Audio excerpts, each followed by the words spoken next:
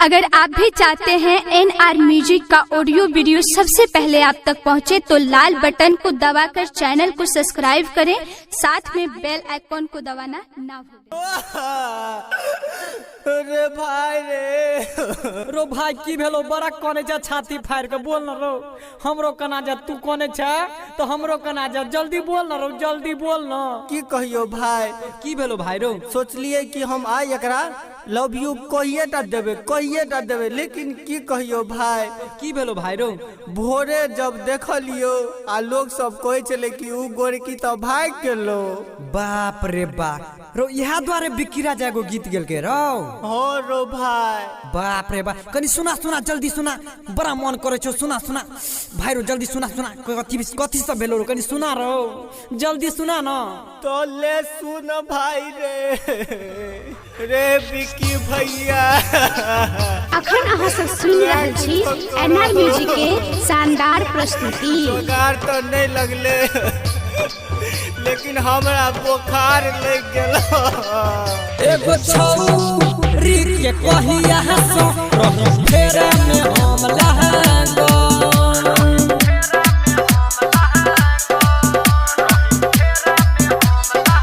एगो छौरी के कहिया हसो रही फेरा में हम लहंगो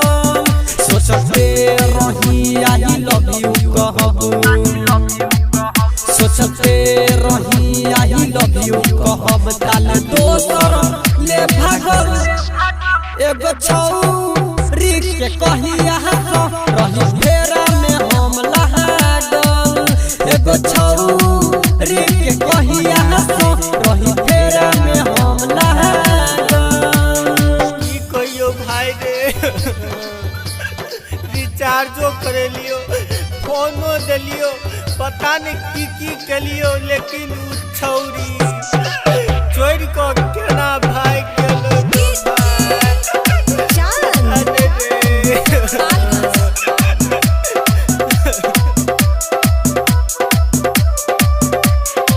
टेंशन नहीं है को कोनो खाली बदनाम केला हमरा तू छोट छौरी दोसर के गहम गेला टेंशन नहीं है को कोनो खाली बदनाम केला हमरा तू छोट छौरी दोसर के गहम गेला संगे जिए मरे के संगे जिए मरे के असरा छल लागल एगो छौरी के कहिया हसो रही फेरा में हम लहगल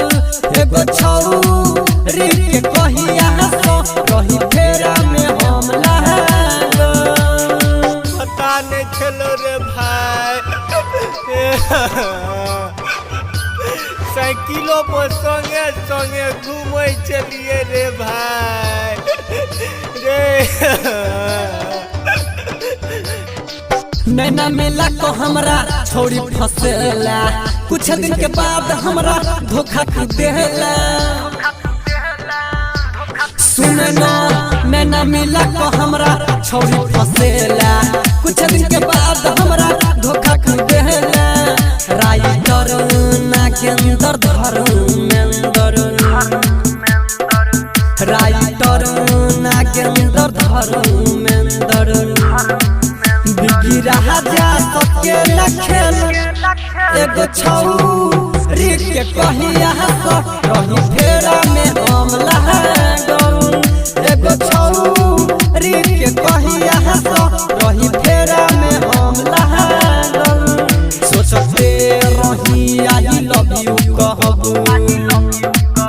सोचते रही आई लव यू कहब काल दोसर ले भागल एगो छौरी के कहिया हसो रही फेरा में हम लहगल एगो छौरी के कहिया हसो रही फेरा में हम लहगल। सुन रहल छी NR म्यूजिक के शानदार प्रस्तुति।